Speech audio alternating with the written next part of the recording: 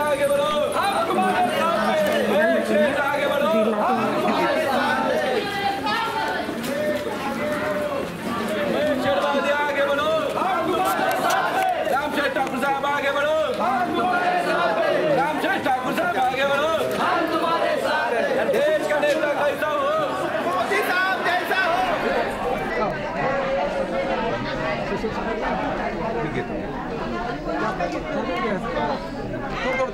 पूर्ण मतदारसंघामध्ये जो उत्साह आहे त्याच्यापेक्षा कणिकभर जास्तच या ठिकाणी आहे। सर्व कार्यकर्ते आमचे जे बूथचे कार्यकर्ते आहेत, प्रत्येक रामशेठ ठाकूर साहेबांना मानणारा त्यांचं जन्मगाव असलेलं या ठिकाणी आहोत।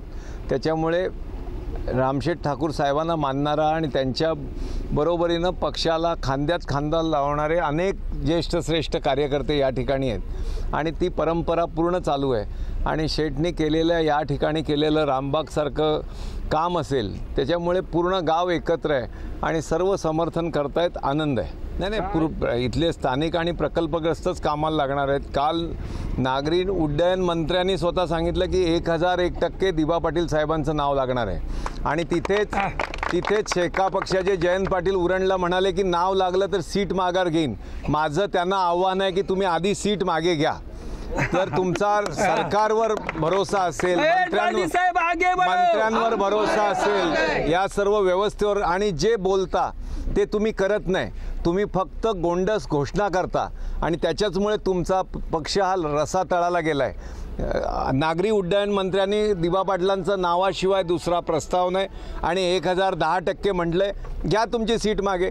तुम्हाला सीट मागे घेण्याचं माहीत नाही, पुढे नेण्याचं माहीत नाही, कधी मशाल घेता, कधी शिट्ट्या घेता, कधी समर्थन देता, कधी घेता।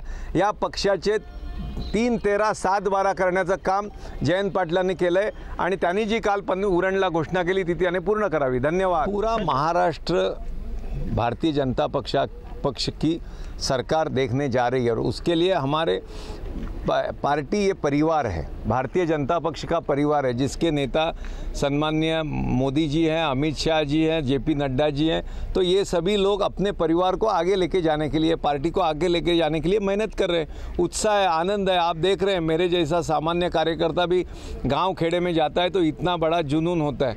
तो उनके लिए तो आपने परसों देखा होगा, हमारे रामशेठ ठाकुर साहब, प्रशांत ठाकुर साहब के लिए नरेंद्र मोदी जी आए तो वहाँ पर जनसैलाब, करीब 40,000 लोग वहाँ इकट्ठा हुए थे। तो इसके लिए पूरा जोश शोर से पूरा महाराष्ट्र भारतीय जनता पक्ष को स्वागत कर रहा है।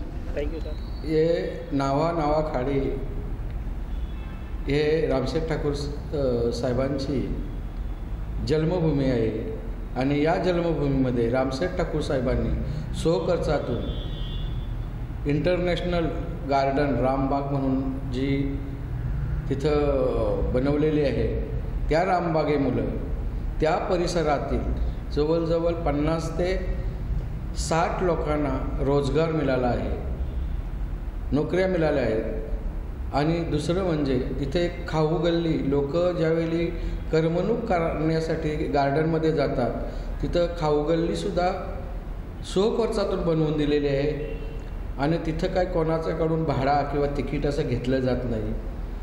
आणि दुसरे म्हणजे रामशेठ ठाकूर हे दानशूर व्यक्तिमत्व असल्यामुळे न्हावा गावासाठी त्यांनी पाण्याची टाकी ही जवळजवळ 40 ते 45 लाख रुपये खर्च करून स्वखर्चातून बनवलेली आहे। न्हावा गावात महेश बालदी साहेबांनी आमदार निधीतून जवळजवळ पहिल्यांदा 20 लाख रुपये दिले होते आणि आत्ता 7 कोटी रुपयाची कामं ते टेंडर झालेले आहे, ते इलेक्शननंतर चालू होणार आहे। MMRD करून त्यांनी निधी आणून दिला, त्या निधीतून ग्रामपंचायत ऑफिस आणि गावातील गणपती घाट असे एकूण 7 कोटीची कामं आमदार महेश बालदींनी केलेले आहेत। त्यामुळे न्हावा आणि न्हावा गावा खाडी याच्यातून जास्तीत जास्त मतदान हे महेश बालदी साहेबांनाच होणार। ह्या वल्वेनोडचा विकास करायचा असेल तर हा एकच माणूस उल्वेनोडचा विकास करू शकतो, तो म्हणजे दमदार आमदार महेश बालदी यांच्या कमल या चिन्हासमोरील बटन दाबून त्यांना भरघोस मताने विजयी करा, एवढे मी आव्हान करतो। आणि 2 शब्द संपवतो.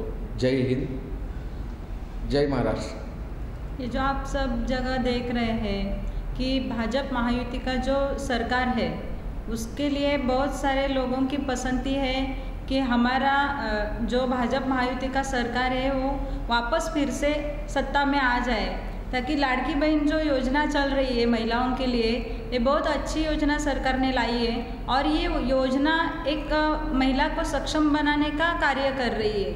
और ये योजना अगर हमें जारी रखनी है, चालू रखनी है, तो हमें सबको भाजपा महायुति सरकार को ही चुन के देना है. और हमारे यहाँ के जो MLA उम्मीदवार जो है महेश बाल्दी साहब, इनको ही हमें चुन के देना है. इसलिए हम सब महिलाएं इस चुनाव में प्रचार के लिए दौड़ रहे हैं, सब जगह भाग रहे हैं, क्योंकि हमारा एक ही एम है कि सब लोगों को महेश बाल्दी साहब को ही चुन के देना है.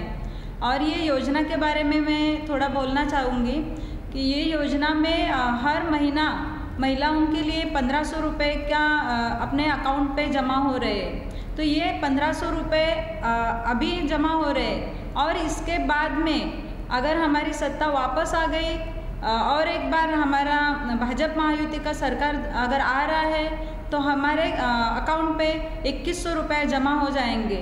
ये हमारे लाडली बहन योजना जो चल रही है इसके लिए ये बहुत अच्छी मतलब अच्छा काम है. तो मैं आशा करती हूँ और सबको आह्वान करती हूँ कि हमें हमारे 190 उरण विधानसभा के जो महेश बाल्दी उम्मीदवार है उनको ही चुन के देना है.